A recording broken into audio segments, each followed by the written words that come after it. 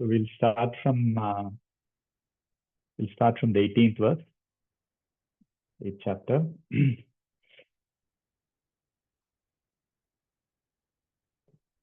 Om Avyaktva Vayaktaya Sarvaha.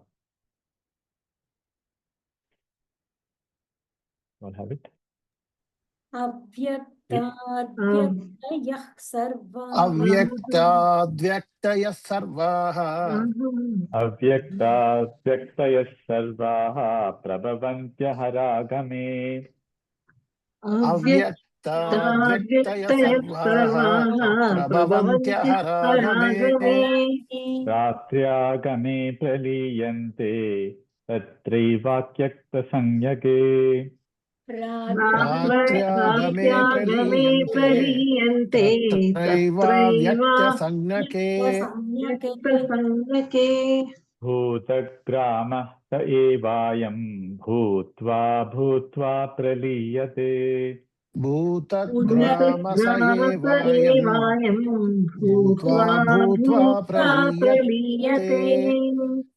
Ratyagame vashapata prabhavatyuhrahārāgame. Ratyagame vashapata prabhavatyaragame. Parastasmatu bhavonyah avyakto vyaktat sanāsanah. Parastasmastu bhavonyah avyakto vyaktat sanātanah. Parastasmatu bhavonyo vyakto vyaktat sanāsanah. Parastasmastu bhavonyo avyakto vyaktat sanātanah. Sa eva sarveshu bhuteshu nashyatu na vinashyati. Ya sarveshu bhuteshu nashyatsu na vinashyati. Avyaktoksara ityuktaha tamahu paramam gatim.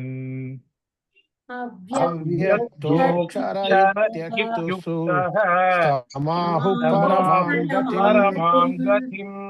Yam prapyana nivartante taddama paramam mama. Yam prapyana nivartante taddama paramam mama. Purushasya parapārtha bhaktya labhyāsvananyaya.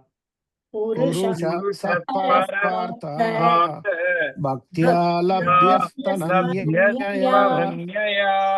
Yasyāntasthāni bhūtāni yena sarvamidam tatam.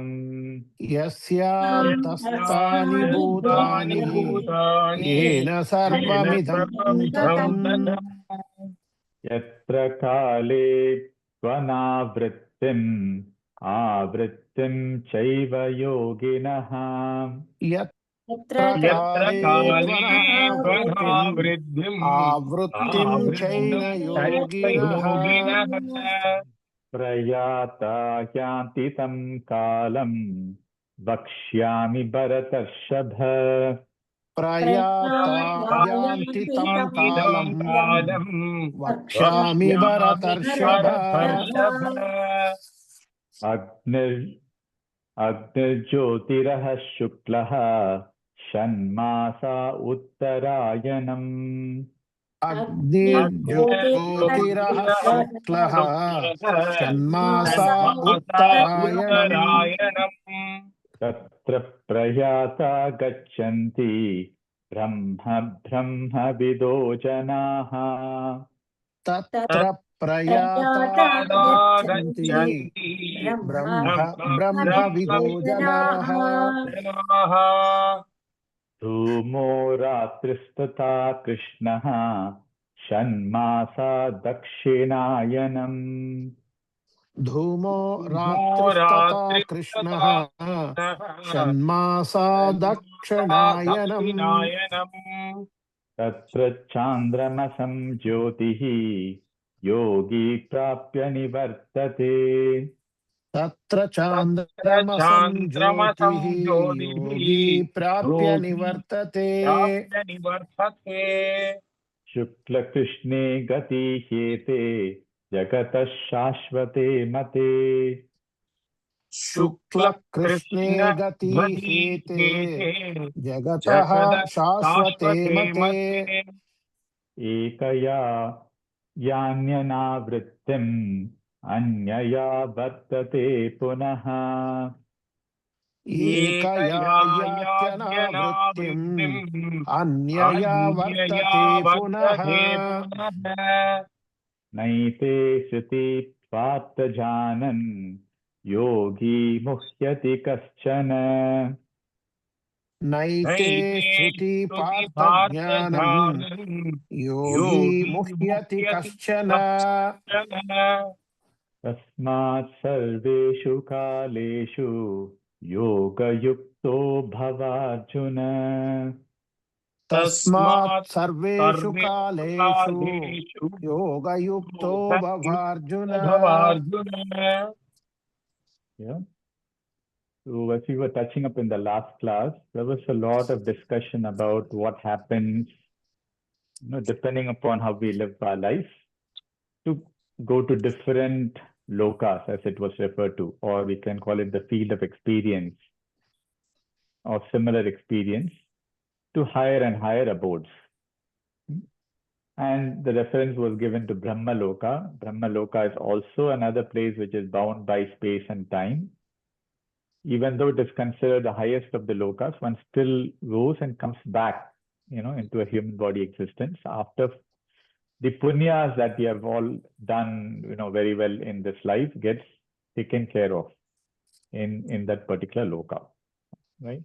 And then there was also, we took a reference to the day of a Brahma, the night of a Brahma, and there was a lot of discussion about manifest, unmanifest, vyakta, avyakta. Right? This terminology, we should have it in mind. Vyakta is manifest, avyakta is unmanifest. So we keep doing that. And every day we go through this phase, right? Remember, we said that when we are in the daytime, we are in a vector state, we are in a manifest state. Everything, all the sense organs are alive, mind is alive, body is alive. Then we go into avyakta state in the night, right? When everything is taken care of, it gets merged into a causal body. Then again, when day comes, we get back into a manifest state, as though nothing has happened from the previous night to today morning. Everything comes to, a memory. And in between, somewhere, everything is taken away from us, right? We are not there, right? Our body is still breathing, but for that matter, other than the breath, everything else is knocked off. So we say, I got knocked off, right? When I went to sleep, I was so tired, I got knocked off. What does it knocked off mean? It just means that, we were just taken care of, right? It's somewhere we went into a totally unmanifested state. Similarly, even in Brahmaloka, right? It is said that we go to an unmanifested state. All the jivas go into an unmanifested state during the time he goes to night. And the next morning comes, all of those beings come into a manifested state. It might be hard for us to comprehend, and we said the day of a Brahma is equal to 1,000 times of all the number of years that's considered in yugas, all the yugas put together.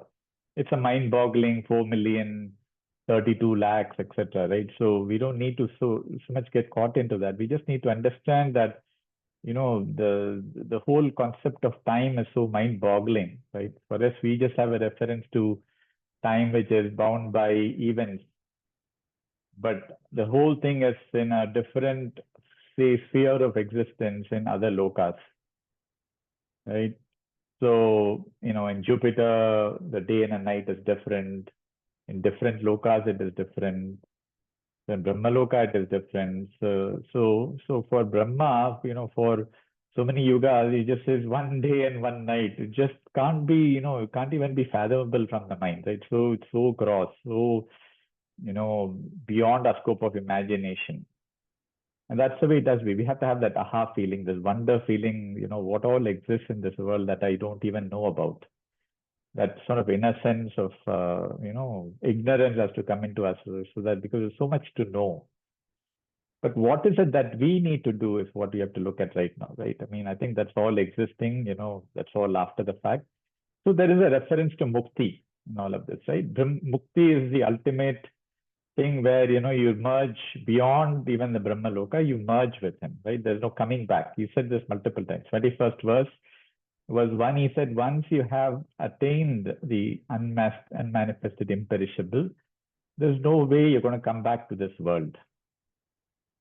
And then we said that even if there is a yogi, all the avatars are in that sphere, right? They are imperishable. They are, going to the state. They can come back at their own will. And, in if you know Vishnu Sahasranam, Bhagavad Gita, Krishna said this multiple times, even in the earlier chapters, that he can come whenever there is, adharma, I come back into an existence.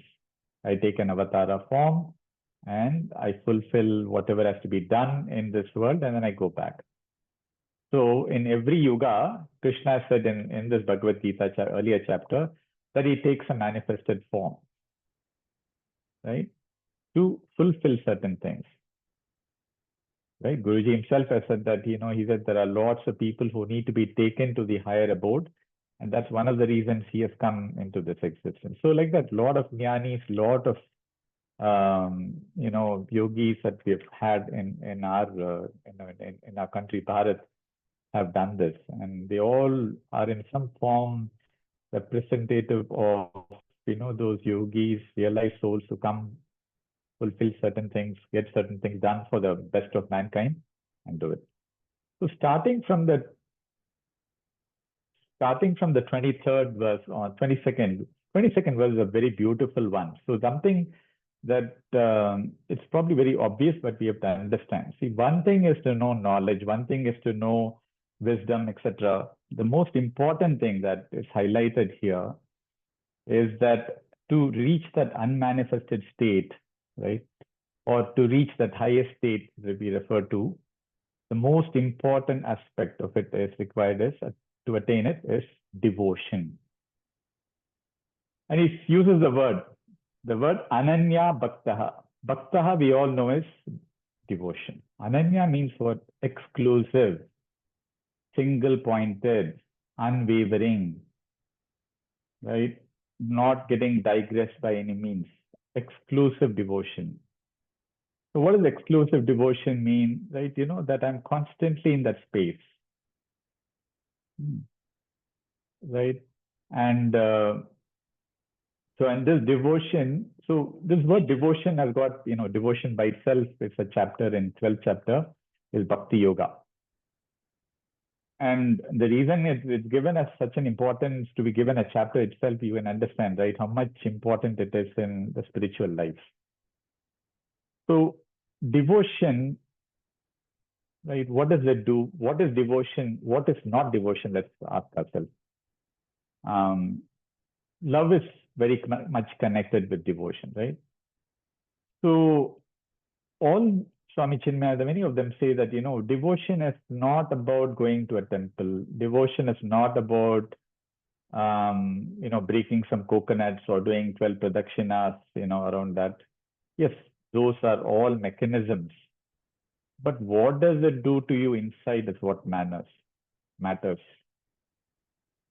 right? So if it is done mechanically, or if it is done just because somebody told you to do it, it doesn't serve any purpose. It has probably got some punya, but it's got very limited impact. So devotion is something that is meant to uplift us. Uplift us means what? Inside, deep inside, something you feel, you go deep inside yourself. Just simple listening to devotional music, right? You just listen to a particular chanting or a particular raga that you are so fond of. You just close your eyes and it just takes you somewhere inside, right? Just even for a few seconds, for a few minutes, whatever it is. It goes beyond time. There's no so devotion is something that takes you beyond your body existence. It goes beyond time. And there's no thoughts at that time. So when we look at it, right, and devotion is also beyond the head, if you look at it. Head is where I'm looking at intellect, my knowledge, my wisdom, all of this. Devotion is beyond that.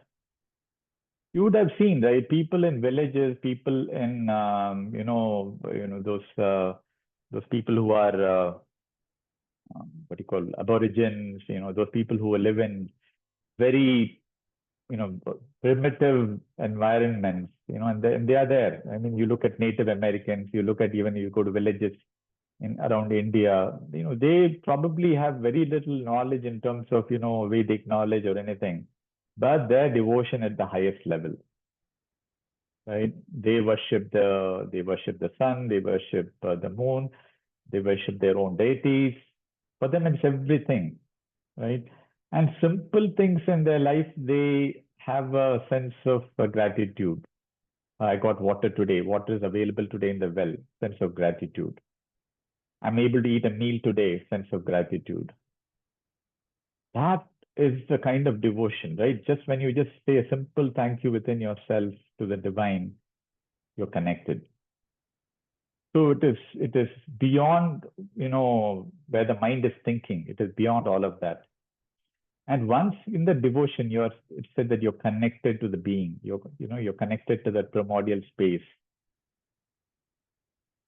Now, devotion is connected to love. Love, we all understand. Love itself is not an emotion. Guruji said this very beautifully. Emotion, we think love means showing my, smile, giving some, roses on Valentine's Day, etc., etc. Not at all. Those are all superficial, artificial, representations of love. Love is somewhere more deeper. The best sense of love one can think about is, I mean, in a samsaric form, is what the mother shows to the child. Right? The child knows that when a mother is there, he or she is taken care of. And she will always be there to support him. Right? Now, when you look at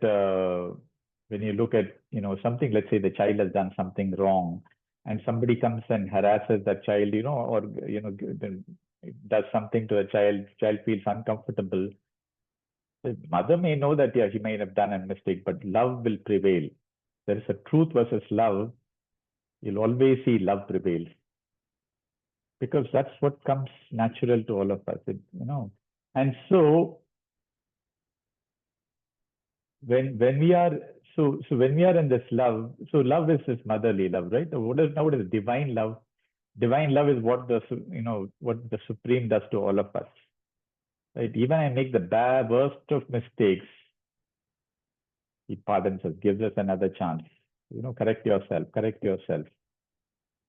And if he finds that we are continuing to make mistakes, we go through a testing experience where we realize I made a mistake, and correct ourselves. All this is done with divine love.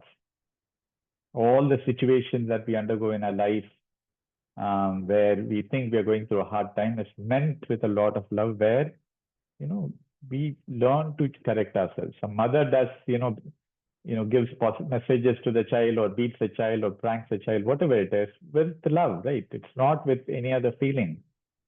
So if the mother can do it, the divine love is even more unconditional, absolutely no conditions.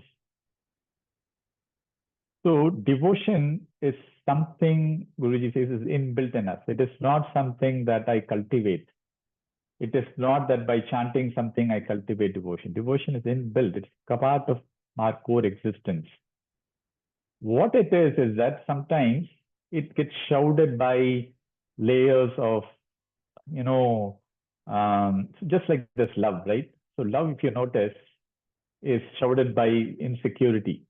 There's a boyfriend-girlfriend situation. I know none of us fall into that thing. What happened? There is an insecurity. Is this person really love me? Right? I given him 2 flowers. Is the person really love me? So, when you look at love, it said you fall in love. Nobody says, rise in love. Devotion is rising in love. If you look at the word prem, as it is referred to, prem is what? Falling in love. You're just there. It's a bit superficial. It can go either direction. But rising in love, you no way go down. So that is what devotion is. It's a single pointed pursuit, right? So definitely the thing that comes into play is the heart. And here we're saying total, unconditional, exclusive, whatever adjectives you can put there, right? It is completely for, doing it to him. And it is not again to do with what the actions that I do. It is something inside. It is something what happens to you inside is what devotion is. Yeah, by chanting, after having chanted, or after there is a what you call you have done some yagyas, and after the yagya you sit and you think, you reflect over it, you feel there's a lot of devotion that, but it is not the doing part. It is maybe the effect of the doing part, what it does to you inside is what is referred to. So here is referring to the fact that unless that exclusive devotion is there, and it's the devotion that makes us do things. Let's look at it, right? When you're devoted to something, it propels you to do the next thing. It propels you to act. Without devotion, it is like a very superficial thing. It's like if I give one rose every Thanksgiving, whatever Valentine's Day, and next year I come and I do it. That's not what it is, right? So that is the essence of that 22nd verse. Very deep. 23rd onwards, pretty much till the end of the chapter, is, Krishna addresses Arjuna like this, right? He says there are two clear paths of passing away from this bodily existence.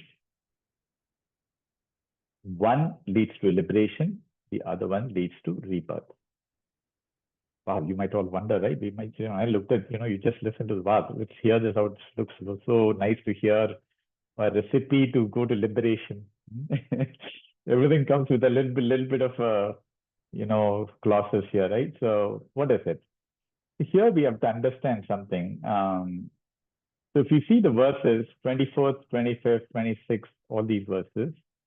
So 24th, he sets the foundation. I'm going to tell you this, right? He says that there are two, if you look at our every year, right? There is a Uttarayana and there's a Dakshinayana.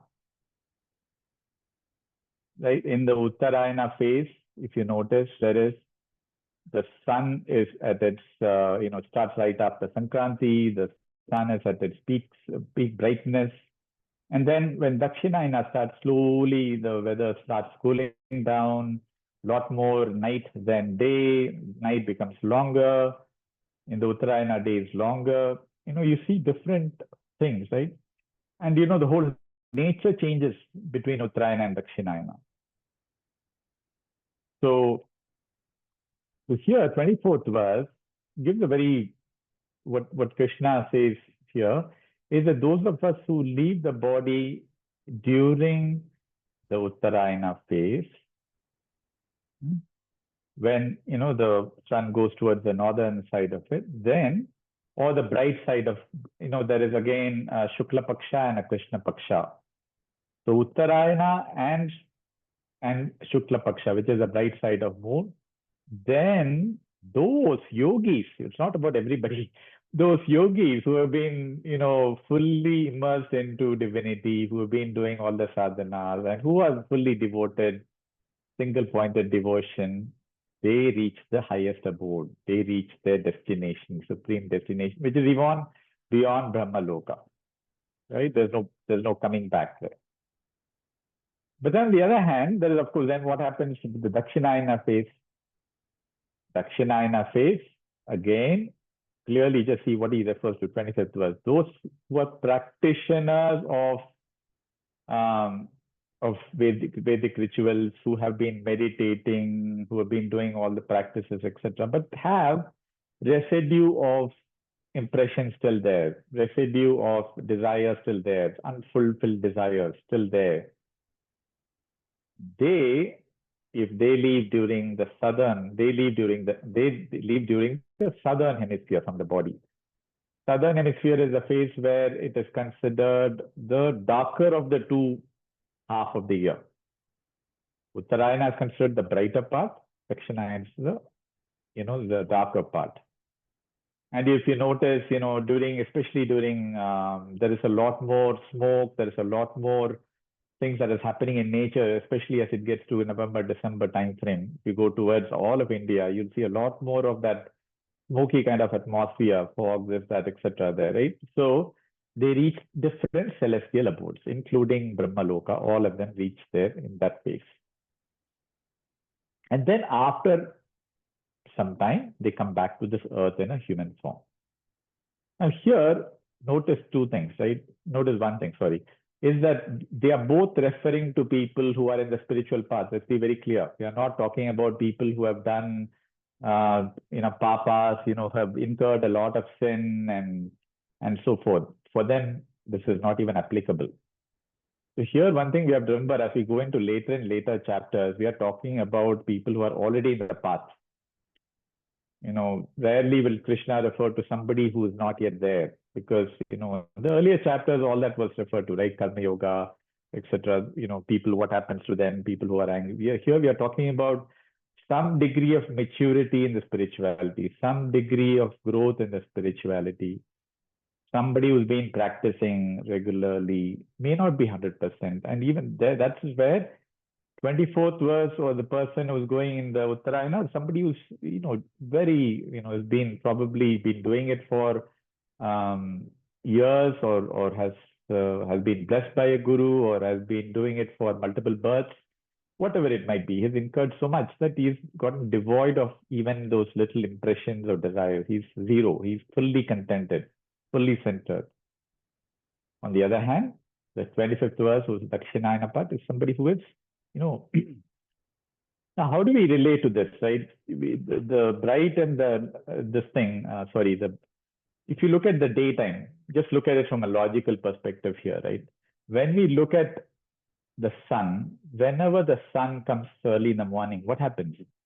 There's a vibrancy in the air, right? We become agile. All the things that we do, right? Active thing, want to do, let's say you want to read something, best thing is to do it in the morning, right? And then we jump in and do a lot of activities, whether it is work, our focus is better, even our spiritual practices are better. But as the evening sets in, that is when the moon starts coming into play. What happens? There's a relaxation phase. You want to settle down. You want to just not jump and go, do your physical exercises late in the evening. You're trying to do those things in the morning. Your asanas, you do it in the morning. So because that is the time when the body, the entire, our body existence is connected with the sun. So that's the reason sun is considered that gives us, moon also gives us energy, but the energy that comes from the sun, the connection we have with the sun is to create that agility, ability to do things, etc. Evening is more of settling down, winding down, and as the night sinks in, your body automatically says it's night, now time to, go to bed. Okay? So here, when we look at the sun path, therefore, what the sun path is saying, no attachment. I'm talking from a spiritual path perspective. And, you want to, you're looking at how do I uplift myself more and more and more. So in these verses, one thing you would have noticed is that there is a reference to some forces, you can call it devatas. It refers to, for example, Agni Devata. It refers to Jyoti. It refers to Aha. Aha means daytime. And then it refers to Shukla Paksha, right? All of this, Shanmasa. Shanmasa is, the Uttarayanam. All of these, there is a set of, it is, it is generally true that whenever we leave the body, there are, depending on what you have done, there are certain devatas that take you to the higher abode. Guruji has said in a different angle that, when you leave the body, those of us who have a guru in their life, the guru himself guides. Guru knows what is the best place for you to go to in the after body world, right? He takes you there, he guides you there. So the guidance is not something that stops, in the bodily existence. It continues even because there is a world after that. It's not like after we die, just the body is gone, but we still exist, right? Who takes care of that existence? Even in that world, it is the guru. So devatas, gurus, all of those celestial bodies, they call us the celestial devatas.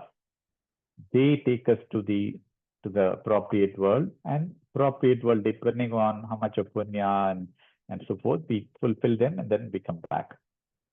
Now in the moon side world, moon path, as we refer to, we said it's Krishna Paksha, it is Dakshinayana.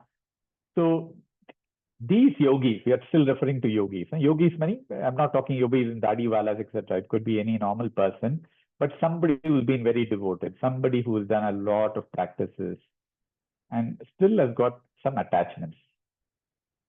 Still, there's something that is unfulfilled for that person in that life, right? So these people, they go, either they go in the Krishna Paksha or Shukla, the Krishna Paksha, which is the dark fortnight of the lunar calendar. So they reach heavenly bodies, they exhaust whatever punyas that they have fulfilled, etc., by whatever happens in those worlds, and then they come back to Earth.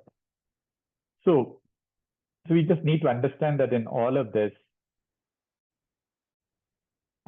and how do we understand, so one thing that is very clear, must be clear to all of us, right? And this is there in the Bhagavad Gita earlier also, we are very much connected, right? Even though, the microcosm and the macrocosm, all the 5 elements of our body are connected with, cosmic forces. Water, for example, is connected with moon. All the things that you see during Amavasya, during full moon, what happens? We call the word lunatic. What is it, lunatic? It means the moon is connected to the mind. So we are very much connected with what is happening, with what's happening. It's not like, we can, that's the reason a lot of things are said, what are the things you do when there is a eclipse attack happens, etc., precautions to take, that it is conducive for meditation. All of these things because of the deep connection that we have. So you see from that angle. Now there is another angle to look at this particular thing, and that is to do with our own body, right? So there are 2 nadis that we have, right? There is Ida and Pingala, the left nostril and the right nostril. So the Ida is the moon nadi, is connected with the moon. Pingala, which is the right side, is connected with the sun. And you'll notice it, right? If you put when you're breathing through the right nostril, you'll see warmth. When you breathe through the left, you'll see coolness. Again, resonating with the moon and the sun energy. It's very, it's mind-boggling when you look at this whole science, how much of connection that we have.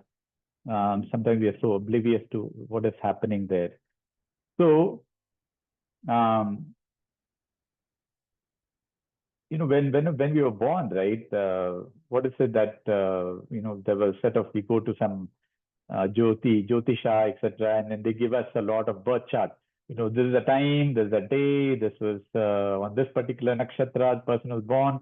There is a horoscope made, and these are the projections of this person. He or she will become this, that, etc., etc., etc. A lot of things are done. If you notice, those of us who have been involved in when somebody dies, something similar is done. Of those 13 days of ceremonies that we have done, I think it was the 13th day or 12th day, one of the Purohits actually who are experienced, they look at the time, which tithi, what time, what nakshatra, etc. And they give us, this person will reach this abode. Right? And so just like there is an almanac that is created for somebody when somebody is born, something similarly is also done in many traditions also when you die. Because that death is also a science in some sense. We look at birth as a science, definitely. Death is also a science. And people, not only in India, if you look at all these ancient cultures, Egypt, Native Americans, even in Australia, you have all these in the middle of all these aborigines, etc. All these native people still today follow it. They are so much connected with what is happening in the world. They can project. So the right nostril is considered, which is the Pingala Nadi, is connected with the sun. And so what Guruji was saying is that let's say that when you leave the body, remember last class we referred to this fact, you can leave through multiple exit points in between the eyebrows, through the mouth, through the top of the head, etc., etc. At the same time, if your right nadi is active, then you reach the highest abode. Again, for a yogi. In fact, you will not, one exits through the upper part of the body only when you have done good things in life. That is given. Now comes the nadi part, which is referring to how you exit the body. It is also said, I don't know much about this, that even the birthing place happens through the nostril. Post-conception, how, a particular entity born in a mother's womb, it also happens to the nadis. Again, I'm not much aware of it. I've heard it briefly. But it's all a secret. Not many people talk about it because it's a very deep science and we may be more confused than otherwise.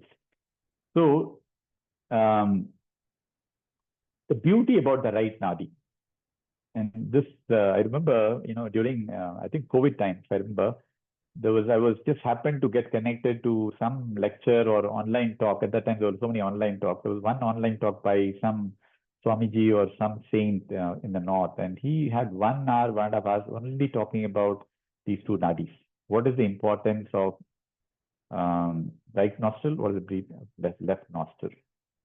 So the right nostril behaves very uniquely. When I have to listen to a knowledge, let's say I go to a talk, if I have to listen to that knowledge, the grasping happens only when the right nadi is on. If the left nadi is on, you will absorb only partially. If I'm reading a book, if I'm reading, studies for children, the right nadi also has to be on. So right nadi is considered associated with knowledge, and so forth. Even for that matter, right nostril, when you go to sleep, if it is there, if it is active, you have a better sleep. If it is a left nostril, you sleep, but it's intermittent sleep. And so, I probably can have probably 2 hours of talk on these kind of things, right, to the extent that I understand. That, during the morning time when the sun rises, automatically, we are all connected with the moon, right? So we're all connected with the cosmos, correct? Automatically, on certain days of the lunar calendar, one nostril gets activated. This is for everybody. So on certain days, the right nostril gets activated at sunrise time. And on certain other days, the left nostril gets activated. And it depends on the position of the moon with respect to the lunar calendar.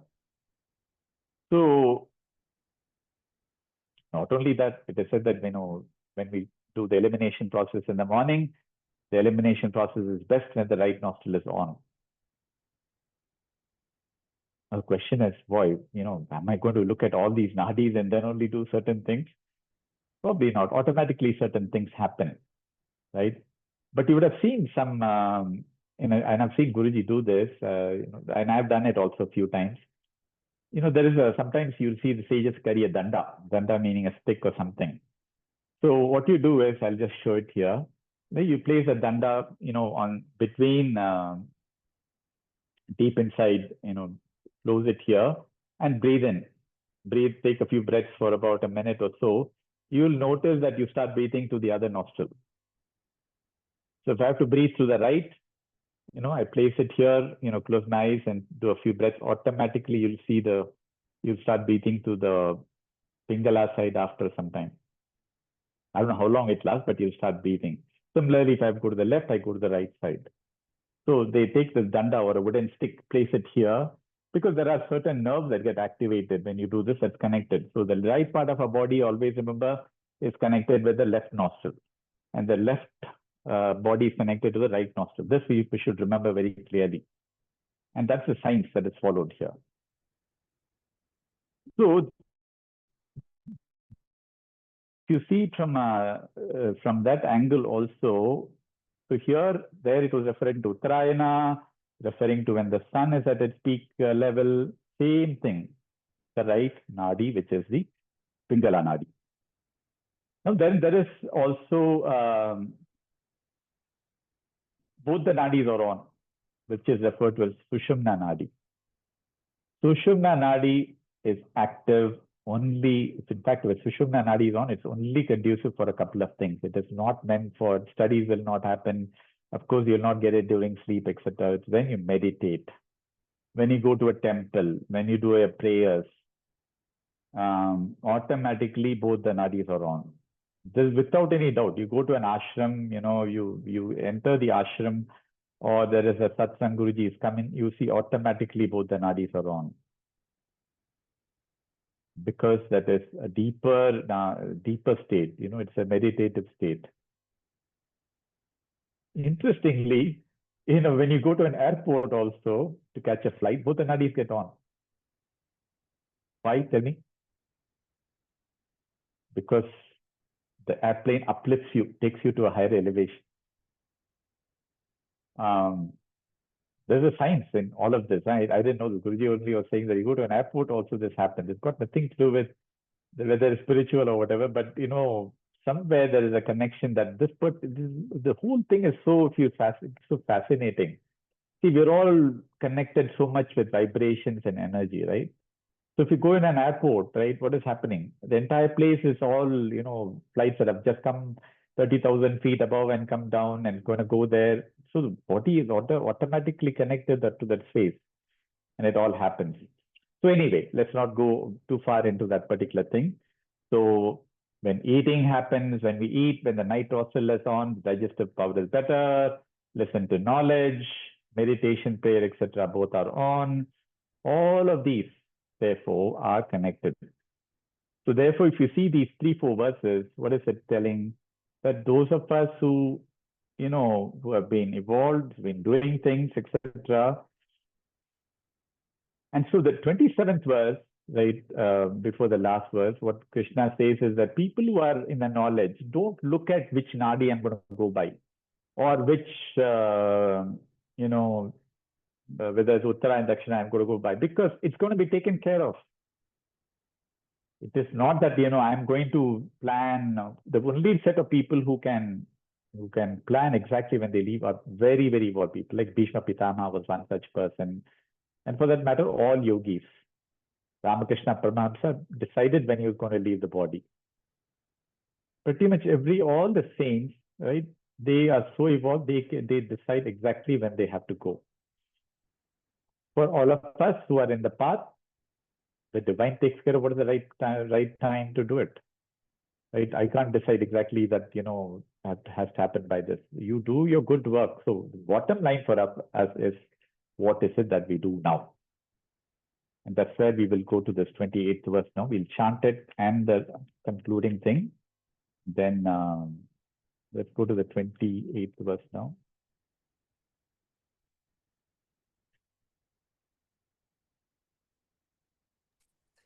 Yeah. Vedeshu yaghi Vedeshu yajneshu tapassu chaiva. Vedeshu yajneshu tapassu chaiva. Daneshu yat punya phalam pratishtam. Daneshu yat punya phalam pradishtam. प्रतिष्ठम् Anyeti tat sarvamidam viditva. Atyeti sat तत्सर्वमिदं sarvamidam viditva. Yogi param stanamupaiti chadyam.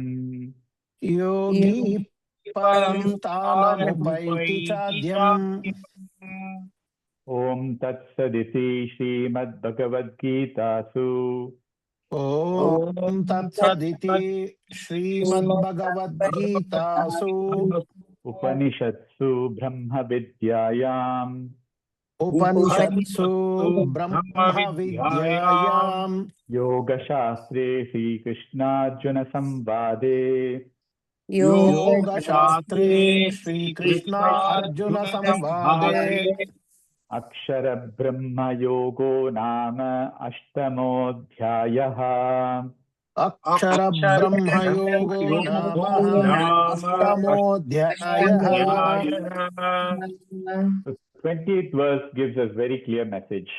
And that's the only thing we need to resonate. We can understand all these other things. What is it that I do? It says very clearly, those of us Vedeshu, study of the Vedas. So for us, study of the Vedas is understanding Bhagavad Gita, because we're not going to be able to study the Vedas. Then Vedas, meaning the essence of the Vedas, which is covered in Bhagavad Gita. Yagyeshu, performing various yajnas. Yajnas again is not the rituals that we are referring to, rituals also, but a lot more about jnana yajnas, being in knowledge, practicing knowledge. Tapaha, various austerity practices. Tapas, penance, following certain strict regimens. Daneshu, right, by sharing your love with others, giving, sharing your talents, your wealth, etc., with others with a lot of love. So whatever punyas are gained through this, right? We don't look at the punyas itself, because when a yogi looks at it, he's going beyond the punyas. Why do I say it? As long as I keep the punya and papa are all again, required for initial stages in one's life, right? I do good work. I do dharmic things, I get punya. I do adharmic things, I get papa. That is a basic thing. It's like a, class 10 student, I tell. But if somebody is coming to a college and going into master's level, what do we say? We go beyond even that. Because punya and papa take you restrictions, right? It just tells you, okay, now you're elevated. Now you go to those intermediate lokas, some Pitra lokas or Bhuaha, Suvaha, Mahaha, those lokas, but then you come back. But somebody who's deeply contented, who's with the divine, who's that single pointed devotion that we refer to, for him, whatever I do anyway is Guru, is the supreme abode. Whatever it is a sense of gratitude to him. So therefore, there is now no impressions that are getting created within. It's not like I'm looking for desires of something. Yeah, initially there's a desire to reach the ultimate. But beyond that, you just leave it up to him. One surrenders. So that is where this word surrender comes in. Surrender means what? I am going to be taken care of. I do whatever best. Therefore, I'm not going to keep in my mind that, I did some 10 things yesterday, very good, hence I have to reach here. Or I did 5 things yesterday which are not desirable, what will happen to me? I don't look at all of that. I just continue to do good work. I will be taken care of by the Supreme, by the Guru, by the Supreme Abode. And if I have to go to a loka and come back, I go. And that is what is referred to as Krama Mukti. Krama Mukti means liberation in stages. It is like going to the Mount Everest. I go to base camp 1, base camp 2, base camp 3, then I reach the highest peak, right? So going to each of those levels is much and much harder, much and much more evolved. Only certain experienced people can reach there. Similarly here also, in Krama Mukti, I'm talking about when we leave the body, right? Which which lokas we get to is referred to as Krama Mukti.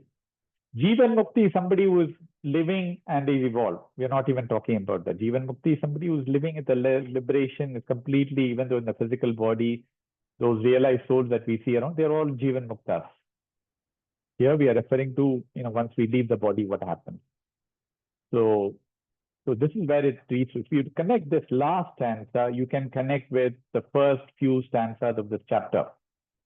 What did the chapter start with? What is Advaita? What is Brahman? What is Adi Bhuta? What is Adi Yajna?